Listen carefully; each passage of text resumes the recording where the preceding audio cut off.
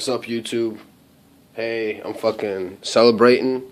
I got a crazy deal on the Mpc500 from Guitar Center Used. Definitely check out that website if you guys are in the market for a used MP hardware, especially one of the older joints which they don't sell anymore, because you could get a crazy deal. I just got this. This is the flagship joint. I never had a high-end MPC. I always had like the lower-end joints. I always had a 1000, a 500. Before that, I had a 2000 back in the day. But anyway, and I always got my shit used. So, but the point of this video, so I found a good deal on this and I couldn't pass it up. So I always figured, like, if I have to, I could resell it. Could always get my money back. Probably make a little bit of a profit. But anyway, the point of this video is I wanted to compare the sample editing, because some people are confused about the Mpc500 sample editing, because it's like there's no graphical display. So I want to do a side-by-side comparison and explain what the numbers mean, and that way, if you look at the graphical waveform display of the 5000 or pretty much any other MPC except for the 500, and then if you look at it at this one, you'll basically have an idea of what the numbers mean on the 500, and you won't need, you won't be as confused anymore. So basically, you go here and you go sample. You have your trim start, and then you have to scroll over to end point, right?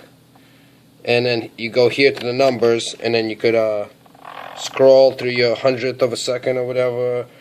You hold shift and you go this way, and you could scroll that way. It's kind of hard to do this with one hand, but if you eventually, like, let's see, eventually go here. So you scroll to the sample that way, and this is confusing for some people because this is just some abstract numbers, but this is what you're actually doing. It's exactly the same thing as you would do here, except here you get a visual display. So here's my numbers here. Here's my start point and end point, and it's the same exact thing. So you scroll through it, and the number changes. The only difference is you get a visual display of your actual waveform. And let me show you. See the same thing. Shift and cursor, and it'll jump through the it'll go from like 100th of a second to 10th of a second and whatnot.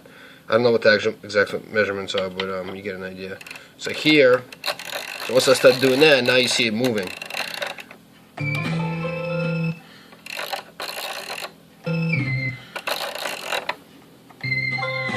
So see, now it's selecting.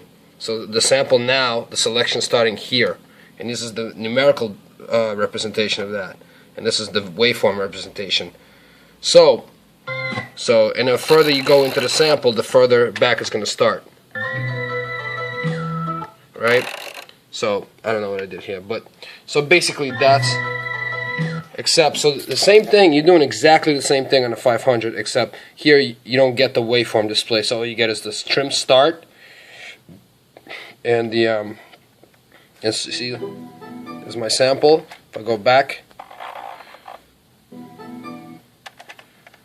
little further,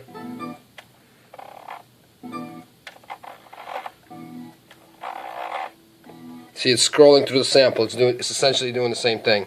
It's going back this way, and it's selecting further and further into the sample. So now if I hit edit, see, it's got dedicated F keys, function keys. If I hit edit, and here I would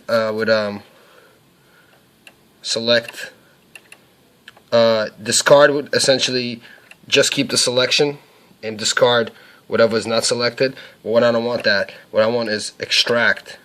Where's the extract? The extract feature, see, it even shows you.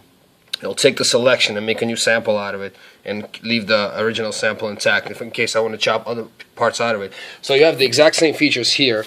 So here I would, except you have to scroll to them because the screen is so small. So here I would scroll all the way down, see edit, select, extract. There it is. Same exact thing. And then if I hit do it, just like here, do it, I would hit do it. It would ask me to assign it to a pad. I could hit a pad, boom, it assigned it to A11. That's pad bank A, pad 11. I hit do it again, and there's my selection on that pad. Same thing here. Do it, and you know, at some point, I don't really know this OS yet, but you know, essentially it's the same thing. So I'm sorry about the rambling in the beginning. It's late at night, and I'm excited, and this is not like rehearsed, and I'm not really good on camera, but you know, I just thought this would be kind of a little useful side-by-side explanation of that. So yeah, peace.